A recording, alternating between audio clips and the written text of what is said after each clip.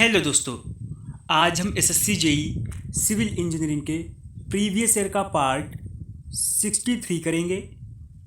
जिन दोस्तों ने हमारे बाकी के पार्ट्स नहीं देखे हैं वो प्लेलिस्ट में जाकर देख सकते हैं। प्लीज़ आप लोग वीडियो को पूरा देखिएगा। पहला क्वेश्चन आपका एस्टीमेशन एंड कॉस्टिंग इंजीनियरिंग से है। In case of steel rolling shutters for estimation of painted area the plain area is multiplied by. इस क्वेश्चन में पूछा गया है स्टील रोलिंग शटर के मामलों में रंगा हुआ एरिया को अनुमान के लिए समतल एरिया को कितने से मल्टीप्लाई किया जाता है। ऑप्शंस आपको दे रखे हैं।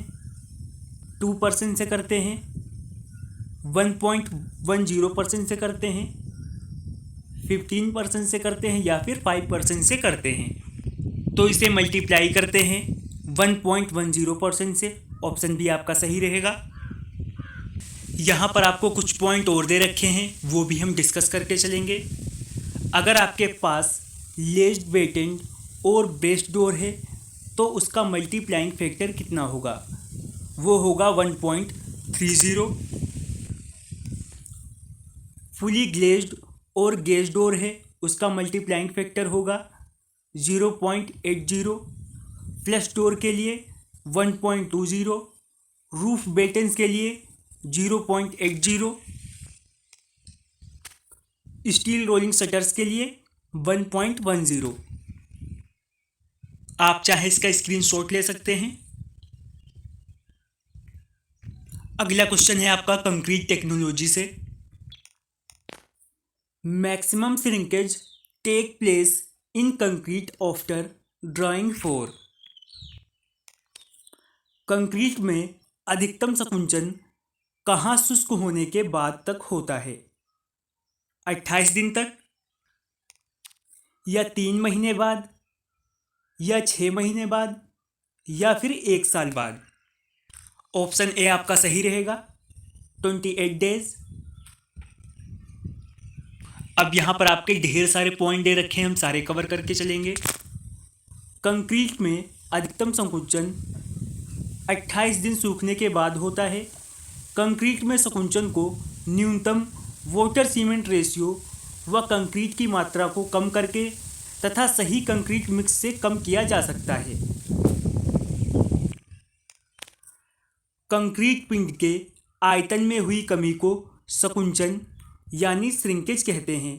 अगर श्रिंकेज होने से रोका जाए तो इसमें टेंशन स्ट्रेस उत्पन्न हो जाता है, जिसके कारण दरारें पड़ती हैं।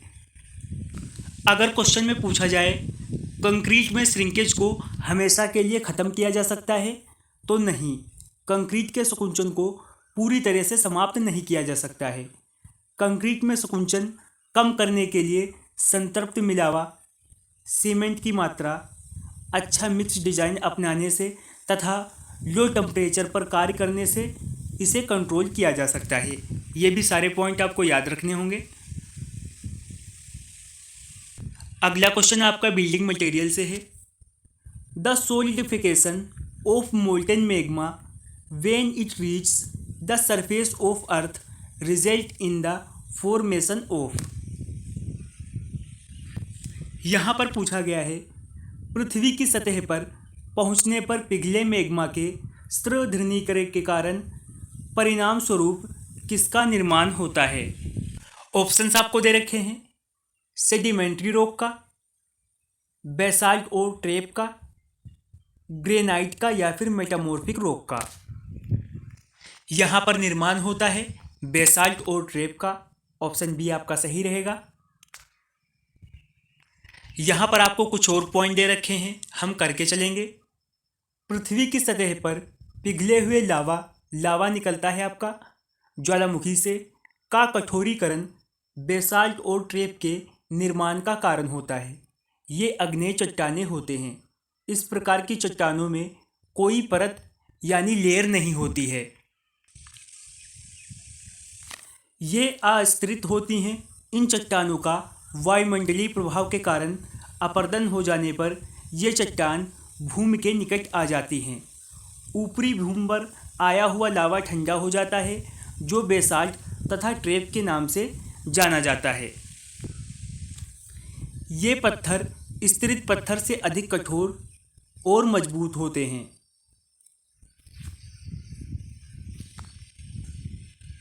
अगला क्वेश्चन आपका सॉइल इंजीनियरिंग से है। Relative density of a compacted dense sand is approximately equal to.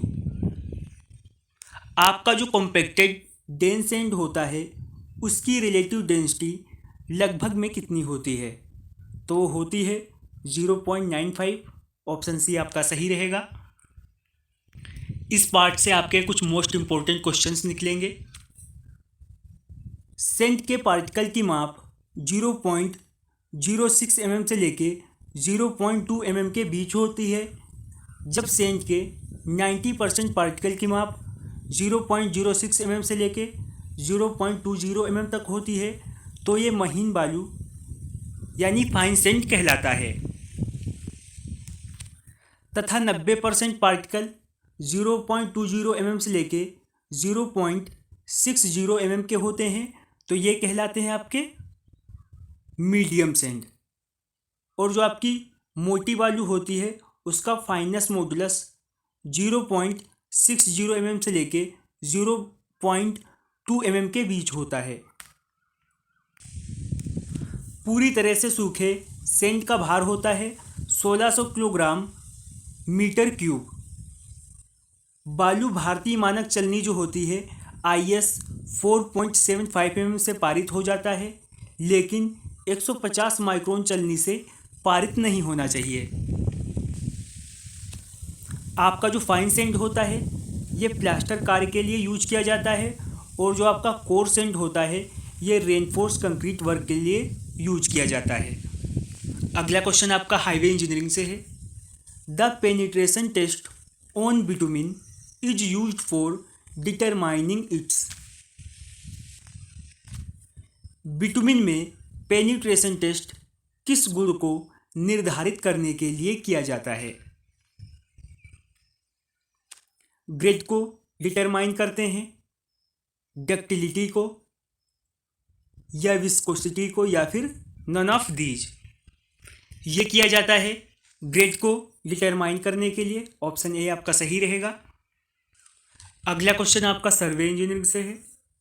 The imaginary line passing through the intersection of cross hairs and the optical centre of the objective is known as. यहाँ पर पूछा है objective के दृश्य केंद्र और cross hair को प्रतिच्छेद करने वाली काल्पनिक रेखा किस रूप में जानी जाती है? ऑप्शंस आपको दे रखे हैं। लाइन ऑफ साइट के रूप में, लाइन ऑफ कोलिमेशन जियोइड के रूप में, या एक्सिस ऑफ टेलीस्कोप के रूप में, या फिर इनमें से कोई नहीं। तो ये जानी जाती है लाइन ऑफ कोलिमेशन जियोइड के रूप में। ऑप्शन बी आपका सही रहेगा। यहाँ पर आपके कुछ पॉइंट और दे रखे हैं। ऑब्जेक्टिव के प्रकाशीय केंद्र से नेत्रिका के केंद्र को मिलाने वाली रेखा टेलीस्कोप अक्षरेखा यानी एक्सिस ऑफ टेलीस्कोप कहलाती है। नली के अनुदैर्ध्य कर्व के मध्य बिंदु को स्पर्श करने वाली काल्पनिक रेखा लेवल नली के अक्षरेखा यानी एक्सिस ऑफ लेवल ट्यूब कहलाती है। साहुल रेखा के प्रत्येक बिंदु पर लंबवत रेखा जो है वो कहलाती है लेवल लाइन। ये घुमावदार होती है तथा लेवल सतह में स्थित होती है। अगला पॉइंट है ऑब्जेक्टिव के प्रकाशीय केंद्र तथा क्रॉस हेयर के प्रतिच्छेद बिंदु से गुजरने वाली रेखा संधान रेखा यानी लाइन ऑफ कोलिमेशन कहलाती है। इस दृष्टि रेखा को हमेशा क्षैतिज यानी हॉरिजॉन्टल रहना चाहिए, और ये रेखा जब हॉरिजॉन्टल रहती है तब दृष्टि रेखा यानी लाइन ऑफ साइट कहलाती है। नेक्स्ट क्वेश्चन है the lintels are preferred to arch because. यहाँ पर पूछा है लिंटल डॉट के बजाय बेहतर मानी जाती है क्योंकि हम यहाँ पर कुछ पॉइंट और डिस्कस करके चलेंगे। लिंटल जो होता है वो डाट के बजाय बेहतर माना जाता है, क्योंकि लिंटल का जो भी भार होता है उसे एनालिसिस करने में डॉट की अपेक्षा सरल रहता है। ये एक बीम की तरह तथा इसका डिजाइन संभव है। इस पर लोड जो भी होता है वो ऊर्ध्वाधर कार्यरत होता है। लिंटर को बनाना डाट की अपेक्षा आसान होता है। इसके निर्माण के लिए साधारण फर्माबंदी यानी फॉर्मवर्क पर्याप्त होता है। लिंटल को बनाने में कम समय लगता है। लिंटल अचानक विफल नहीं होते हैं, क्षतिग्रस्त होने से पहले नीचे लटक जाते हैं और गिरते भी कम हैं। डॉट की अपेक्षा यानी डॉट की कंपेयर में लिंटल के निर्माण में व्यय यानी खर्चा भी कम आता है। तो ये भी पॉइंट आपको एक बार देखने होंगे सभी। अगला क्वेश्चन आपका डिजाइन ऑफ स्टील स्ट्रक्चर से है। The strength of fillet weld is, यहाँ पर पूछा है फिलेट वेल्ड की ताकत जो है स्ट्रेंथ, ऑप्शन दे रखे हैं about 80 to 95% of the main member. Main member की लगभग 80 से लेके 95% तक होती है, या फिर equal to that of the main member, main member के बराबर होती है। More than that of the main member, main member से ज़्यादा होती है, या फिर इक्वल टू और more than that of main member, main member के बराबर या इससे ज़्यादा हो सकती है। फिलेट वेल्ड की जो स्ट्रेंथ होती है वो मेन मेंबर से ज़्यादा या उसके बराबर हो सकती है। ऑप्शन डी आपका सही रहेगा। यहाँ पर कुछ पॉइंट और हम कवर करके चलेंगे। फिलेट वेल्ड सामान्यतः लेप जॉइंट में अथवा जहाँ उपांग जो हैं समकोण पर मिलते हैं वहाँ पर दिए जाते हैं। 10 mm मोटी प्लेट के लिए फिलेट वेल्ड का न्यूनतम माप 3 mm लिया जाता है तथा 20 से लेके 32 mm तक के लिए फिलेट वेल्ड की न्यूनतम माप 6 mm ली जाती है। फिलेट वेल्ड की न्यूनतम माप पतले भाग की मोटाई से कम नहीं होनी चाहिए। फिलेट वेल्ड की सामर्थ्य मुख्य अवयव के बराबर या उससे ज़्यादा होती है। लास्ट क्वेश्चन आपका पब्लिक हेल्थ इंजीनियरिंग से है।